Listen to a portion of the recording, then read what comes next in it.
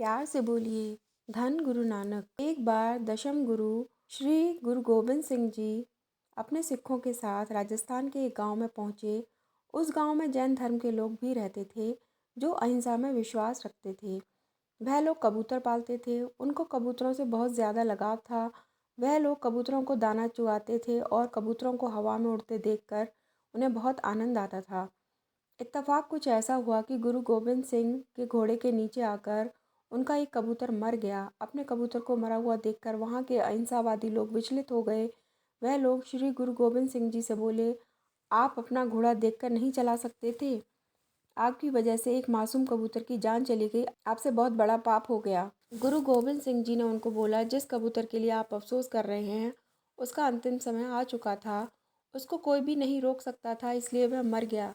लेकिन वह लोग यह मानने को तैयार नहीं हुए। वह बोले, उसकी मृत्यु आपकी वजह से ही हुई है। आप ही उसकी मृत्यु के जिम्मेदार हो। गुरुजी बोले, आप लोग समझ नहीं रहे। हर किसी की मौत पहले से ही तय होती है। उस कबूतर का भी अंतिम समय आ चुका था, इसलिए उसकी मृत्यु हो गई।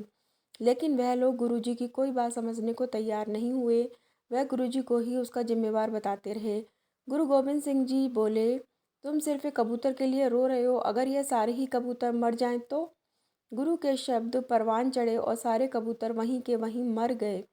सारे कबूतरों की मृत्यु देखकर वहां खड़े लोगों को यह विश्वास हो गया कि हमारे सामने जो व्यक्ति खड़ा है वह कोई आम इंसान नहीं है। वहां खड़े सभी लोगों ने गुरुजी के आगे हाथ जोड़कर प्रार्थना की कि आप हमें क्षमा करें, हम आपको पहचान नहीं पाए। कृपया आप हमें बताएं कि इन कबूतरों का क्या दोष है जो आपके एक शब्द कहने से ही सारे मर गए। हमें यह सब देखकर लगता है कि आप में इतनी ताकत होगी कि आप इनको ज़िंदा कर सकें। आप हमारी गलती की सज़ा इन कबूतरों को ना दें। आपसे प्रार्थना है कि आप इनको पुनर्जीवित कर दें। उनकी फरियाद सुनकर गुरुजी ने कहा, अपने कबूतरों को दाना डालो। सभी ने कबूतरों को दाना डाला। गुरु साहिब ने कबूतरों की तरफ देखकर कहा, उठो, दाना चुग लो। गुरुजी की बात सुनकर वह सभी कबूतर उठकर खड़े हो गए और दाना चुगने लगे। ऐसा लगा जैसे वह कबूतर अभी अभी नींद से उठे हैं। लेकिन वह कबूतर जो गुरुजी के घोड़े के नीचे आकर मरा था वह खड़ा नहीं हुआ।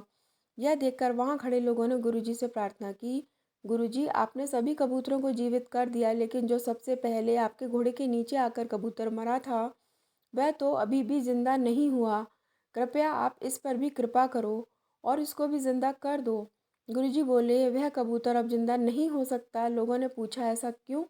गुरुजी ने कारण बताते हुए कहा, इसी की वजह से तो हम यहाँ आए हैं। यह कबूतर पिछले जन्म में हमारा एक सिख था और इस जन्म में इसकी मुक्ति हमारे ही हाथों होनी थी। हमारे घोड़े के नीचे आकर उसको मुक्ति मिल गई, इसलिए अब वह जिंदा नहीं हो सकता। इस तरह गुरुजी ने अपने शिष्य को मुक्ति दिलाई। जिस जगह उस कबूतर की मुक्ति हुई आज वहाँ गुरुद्वारा श्री कबूतर साहिब है। यह गुरुद्वारा राजस्थान तहसील नौहर हनुमानगढ़ में स्थित है। आप लोग जब भी यहाँ जाएं इस गुरुद्वारे के दर्शन करना ना भूलें।